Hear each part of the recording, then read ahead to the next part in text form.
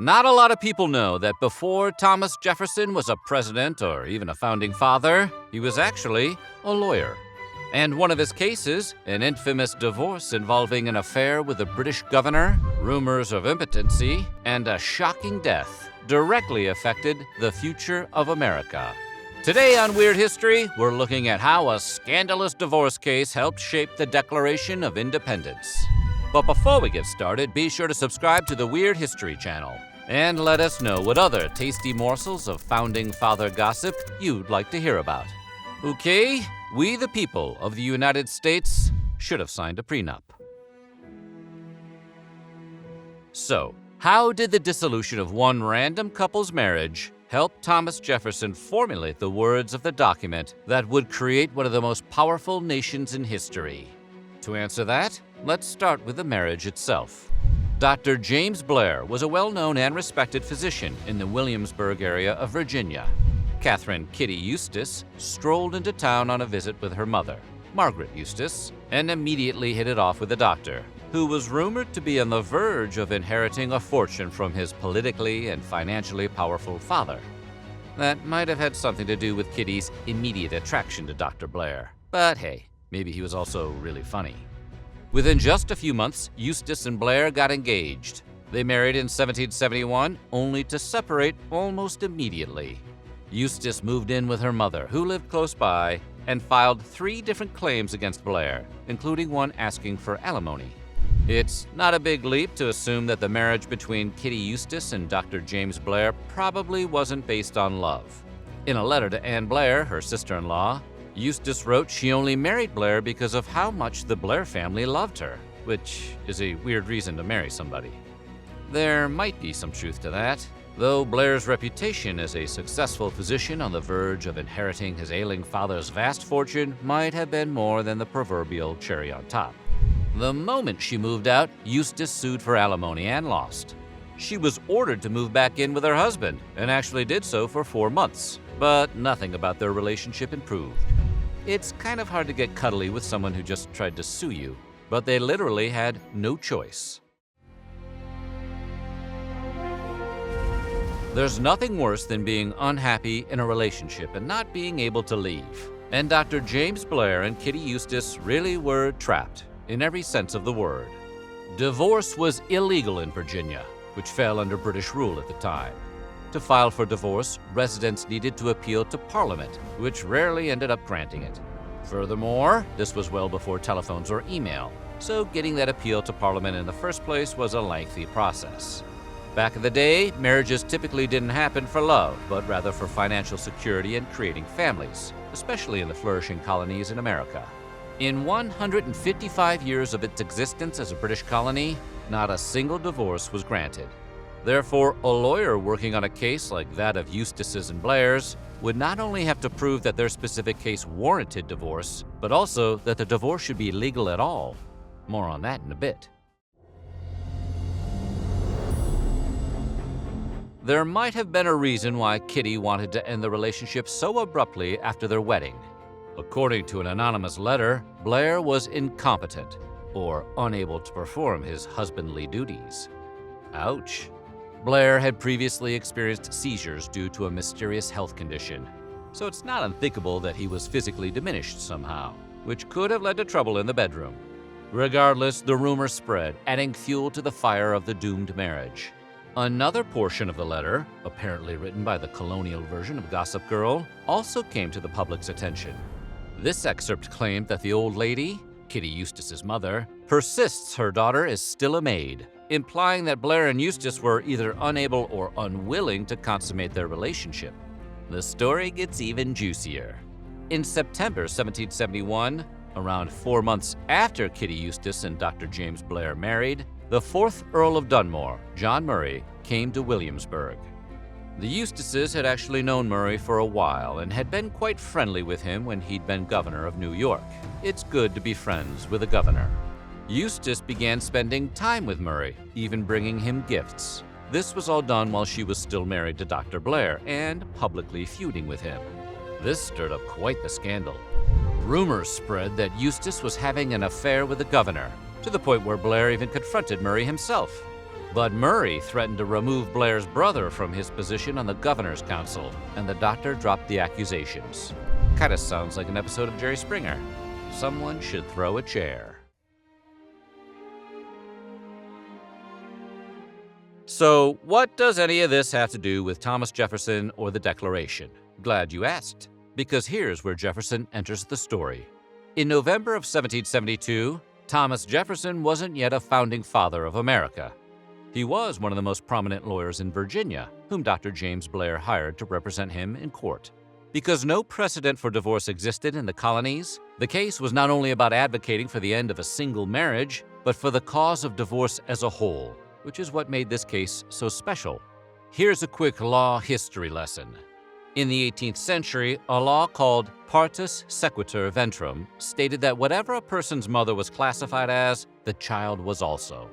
For example, in the 1770 case of Samuel Howell, that law meant that he was an indentured servant. Howell's white grandmother was punished for having a black child out of wedlock by being ordered into indentured servitude. Her child, Howell's mother, remained a servant until she turned 31, but gave birth to Howell before then. Because of partus sequitur ventrum, Howell too had to be a servant. It's kind of a bad law. Thomas Jefferson represented Howell, and his defense was built around the argument that all men are born free, years before the Declaration of Independence was written. Still, the judge ruled against Howell, who later escaped servitude thanks to a gift of money from Jefferson himself. Now, that's a great lawyer. For these radical views, Jefferson appeared to be the right man to advocate for the radical act of divorce, which is why Blair sought him out. In a lot of ways, Thomas Jefferson was a counterculture figure in those days. Sort of like a colonial hippie, like a guy in a powdered wig running a pirate radio station. His choices to represent Samuel Howell and Dr. James Blair reflected his desire for revolutionary change, especially because a success for Blair would offer a big challenge to British rule. Divorce laws in colonial Virginia were dictated by the laws of the British Empire, so fighting them was a fight for America's independence. This is one way the case was part of a long process that laid the groundwork for Jefferson's later work on the Declaration of Independence.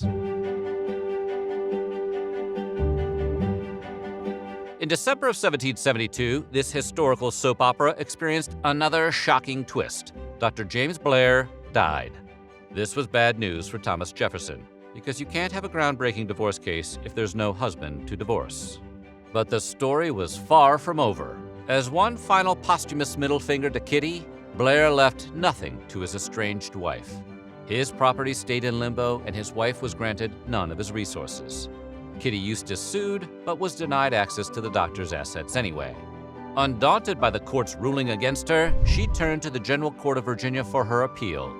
Notably, John Murray, the governor of Virginia and Eustace's alleged fling, was a co-judge on the case, because this really was an olden days soap opera come to life. Eustace hired Thomas Jefferson's cousin, John Randolph, and Patrick Henry. Yep, that Patrick Henry, to represent her. Give me my inheritance or give me death. Meanwhile, John Blair Jr., Dr. James Blair's brother, hired Edmund Pendleton and James Mercer to represent his brother's estate.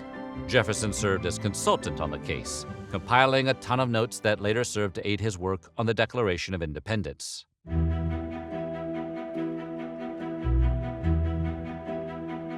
With Dr. James Blair dead, the focus of the case shifted from divorce to inheritance, and whether Kitty Eustace's spousal claim to Blair's properties was legitimate. So what does that mean? Basically, the conversation had shifted to whether the relationship had been consummated, because the law was weirdly obsessed with that at the time, and whether infidelity had occurred on Eustace's end. That meant the court grew intensely interested in Eustace's sex life.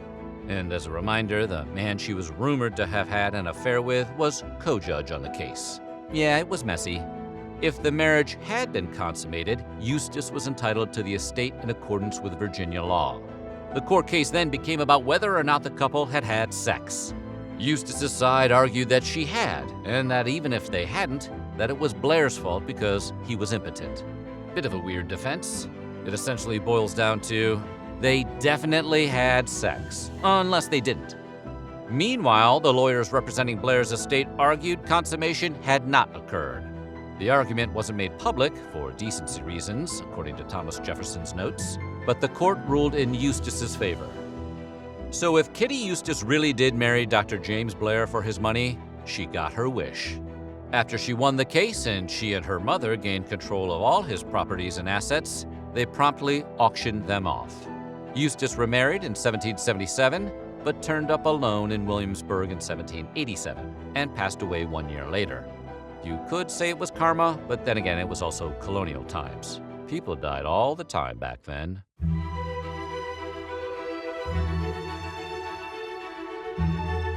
How does all this tie into the Declaration of Independence? The cases of both Samuel Howell and Dr. James Blair concerned personal liberty in which the governed had no say regarding the laws to which they were subject. Laws Thomas Jefferson attempted to overturn using the concept of natural right. If he could argue the dissolution of indentured servitude using Enlightenment concepts of self-determination, Jefferson felt he could use the same argument to support the dissolution of an unhappy marriage. Basically, Jefferson proposed that a relationship, be it a romantic or political one, could be dissolved if one side felt and successfully argued that the relationship was no longer beneficial in a material way. That, according to Jefferson, is what true freedom was. And he incorporated these ideas from his case notes when he drafted the Declaration of Independence a few years later. Defending Blair was as much about the case as it was about the future of America. Giving the British authority over divorce in the colonies meant that colonists were not free to govern themselves. They were reliant on the laws of others. The Declaration of Independence claimed freedom from the British, casting off that system, including the British prohibition of divorce. But the newly formed states had their own rules about divorce. The first no-fault divorce laws, meaning divorces that didn't require some proof of wrongdoing on behalf of one or both spouses, weren't passed until 1970. Before then, you couldn't just split up because the relationship had soured. You had to prove that your significant other was at fault for ruining the marriage.